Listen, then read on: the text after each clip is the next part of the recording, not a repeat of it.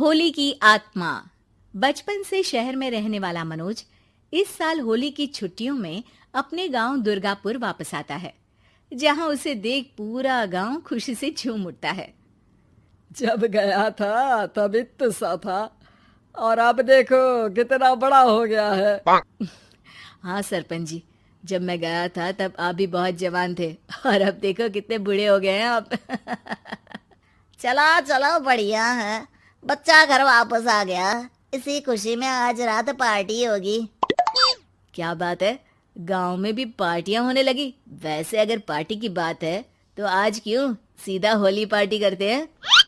Holi party की बात सुन चहल पहल में अचानक सन्नाटा छा जाता है, जिसे देख मनोज को कुछ अजीब लगता है, लेकिन तभी सरपंच बात पलट देता है। अब बहुत देर हो गई, चलो सब अपने घर चलो, पार्टी के बारे में कल सोचेंगे।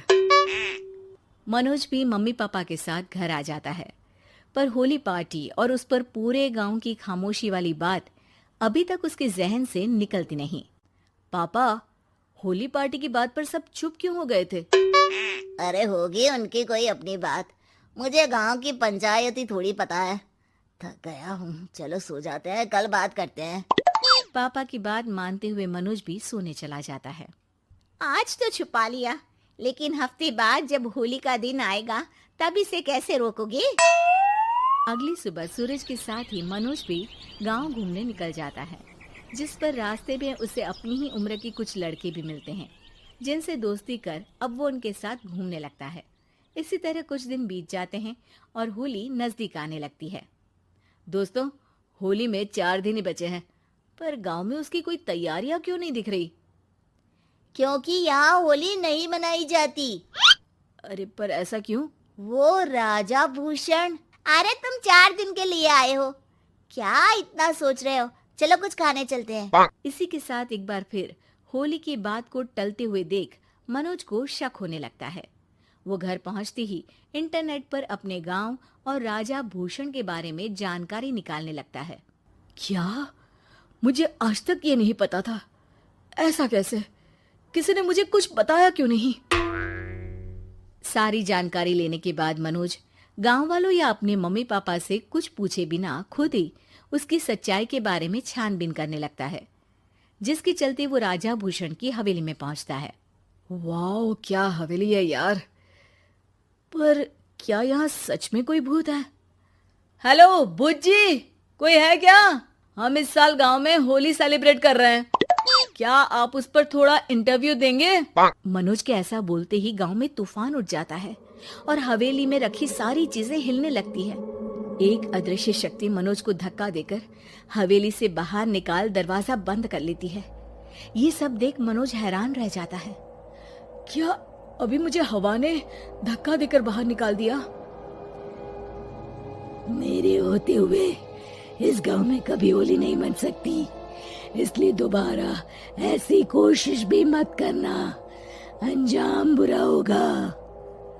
आवाज सुन मनोज हैरानी से इधर उधर देखने लगता है, पर उसे कोई दिखाई नहीं देता।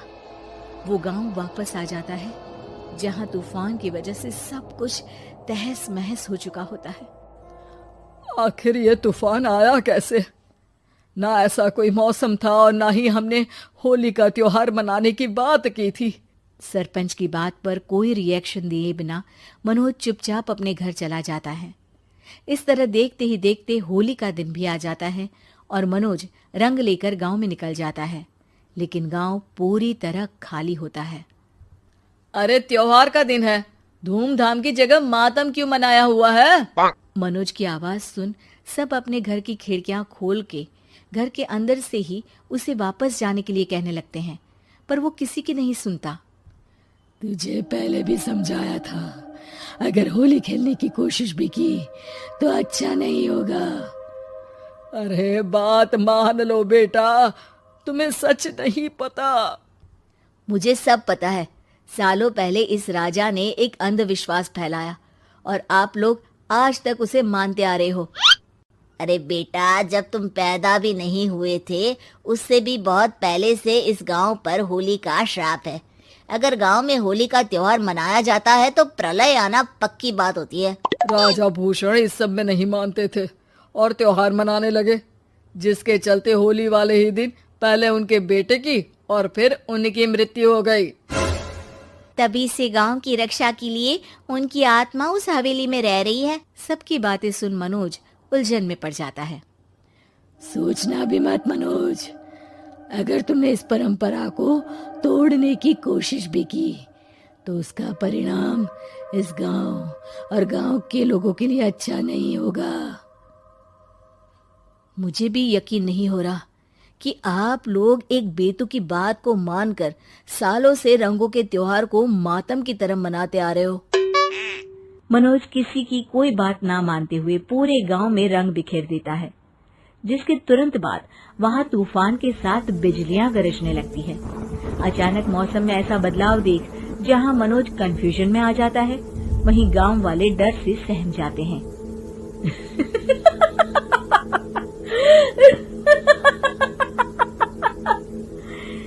इस लड़के ने हमारे जैसे सिर्फ अपने स्वार्थ के लिए नहीं बल्कि पूरे गांव की खुशियों के लिए यहाँ होली मनाई है, जिस वजह से अब इस गांव पर होली का श्राप टूटता है। ऐसा बोलकर राजा का भूत वहां से गायब हो जाता है, जिसके बाद गांव के लोग धूमधाम से होली मनाते हैं।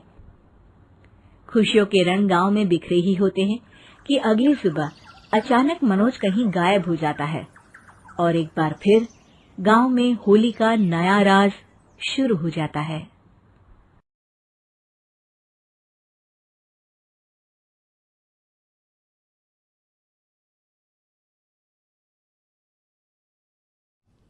होली की आत्मा। बचपन से शहर में रहने वाला मनोज इस साल होली की छुट्टियों में अपने गांव दुर्गापुर वापस आता है, जहां उसे देख पूरा गांव खुशी से झूम उठता है। जब गया था तब इतना सा था और अब देखो कितना बड़ा हो गया है। हाँ सरपंच जी, जब मैं गया था तब आप भी बहुत जवान थे और अब देखो कितने बूढ़े हो गए हैं आप। चला चलो बढ़िया है, बच्चा घर वापस आ गया। इसी खुशी में आज रात पार्टी होगी। क्या बात है, गांव में भी पार्टियां होने लगी। वैसे अगर पार्टी की बात है तो आज क्यों सीधा होली पार्टी करते हैं। होली पार्टी की बात सुन चहल पहल में अचानक सन्नाटा छा जाता है, जिसे देख मनोज को कुछ अजीब लगता है, लेकिन तभी सरपंच बात पलट देता है। अब बहुत देर हो गई, चलो सब अपने घर चलो, पार्टी के बारे में कल सोचेंगे।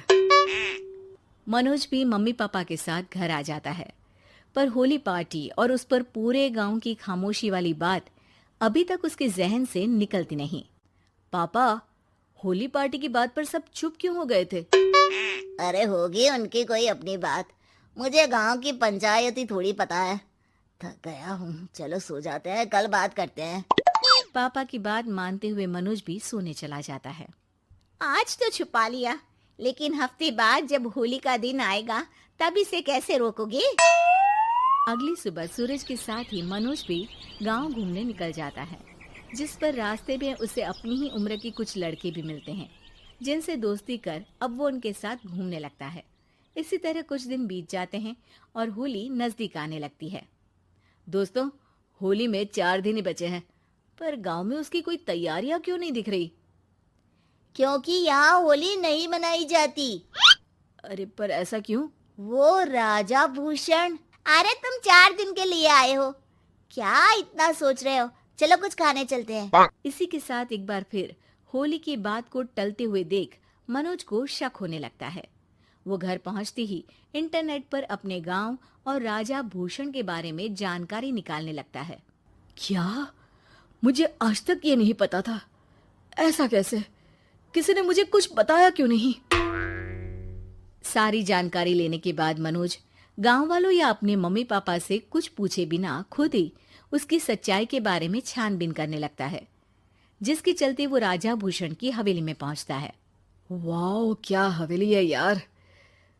पर क्या यहाँ सच में कोई भूत है?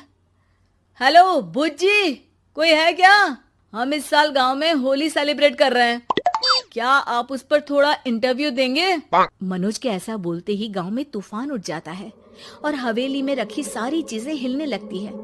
एक अदृश्य शक्ति मनोज को धक्का देकर हवेली से बाहर निकाल दरवाजा बंद कर लेती है। ये सब देख मनोज हैरान रह जाता है। क्या अभी मुझे हवा ने धक्का देकर बाहर निकाल दिया? मेरे होते हुए इस गांव में कभी होली नहीं मन सकती, इसलिए दोबारा ऐसी कोशिश भी मत करना, अंजाम बुरा होगा। आवाज सुन मनोज हैरानी से इधर उधर देखने लगता है, पर उसे कोई दिखाई नहीं देता।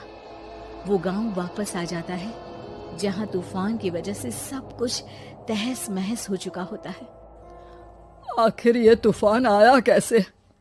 ना ऐसा कोई मौसम था और ना ही हमने होली का त्योहार मनाने की बात की थी। सरपंच की बात पर कोई रिएक्शन दिए बिना मनोज चुपचाप अपने घर चला जाता है। इस तरह देखते ही देखते होली का दिन भी आ जाता है और मनोज रंग लेकर गांव में निकल जाता है, लेकिन गांव पूरी तरह खाली होता है। अरे त्योहार का दिन है, धूमधाम की जगह मातम क्यों मनाया हुआ है? मनोज की आवाज सुन सब अपने घर की खिड़कियां खोल के घर के अंदर से ही उसे वापस जाने के लिए कहने लगते हैं, पर वो किसी की नहीं सुनता। तुझे पहले भी समझाया था, अगर होली खेलने की कोशिश भी की तो अच्छा नहीं होगा। अरे बात मान लो बेटा, तुम्हें सच नहीं पता। मुझे सब पता है। सालों पहले इस राजा ने एक अंधविश्वास फैलाया और आप लोग आज तक उसे मानते आ रहे हो। अरे बेटा, जब तुम पैदा भी नहीं हुए थे उससे भी बहुत पहले से इस गांव पर होली का श्राप है। अगर गांव में होली का त्योहार मनाया जाता है तो प्रलय आना पक्की बात होती है। राजा भूषण इस सब में नहीं मानते थे और त्योहार मनाने लगे, जिसके चलते होली वाले ही दिन पहले उनके बेटे की और फिर उनकी मृत्यु हो गई। तभी से गांव की रक्षा के लिए उनकी आत्मा उस हवेली में रह रही है। सबकी बातें सुन मनोज उलझन में पड़ जाता है। सोचना भी मत मनोज, अगर तुमने इस परंपरा को तोड़ने की कोशिश भी की तो उसका परिणाम इस गांव और गांव के लोगों के लिए अच्छा नहीं होगा। मुझे भी यकीन नहीं हो रहा कि आप लोग एक बेतुकी बात को मानकर सालों से रंगों के त्योहार को मातम की तरह मनाते आ रहे हो। मनोज किसी की कोई बात ना मानते हुए पूरे गांव में रंग बिखेर देता है, जिसके तुरंत बाद वहां तूफान के साथ बिजलियां गरजने लगती है। अचानक मौसम में ऐसा बदलाव देख जहां मनोज कंफ्यूजन में आ जाता है, वहीं गांव वाले डर से सहम जाते हैं।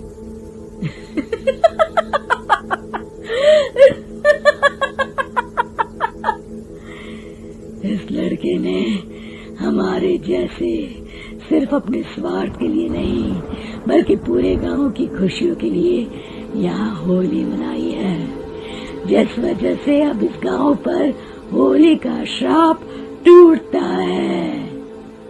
ऐसा बोलकर राजा का भूत वहां से गायब हो जाता है, जिसके बाद गांव के लोग धूमधाम से होली मनाते हैं। खुशियों के रंग गांव में बिखरे ही होते हैं कि अगली सुबह अचानक मनोज कहीं गायब हो जाता है और एक बार फिर गांव में होली का नया राज शुरू हो जाता है।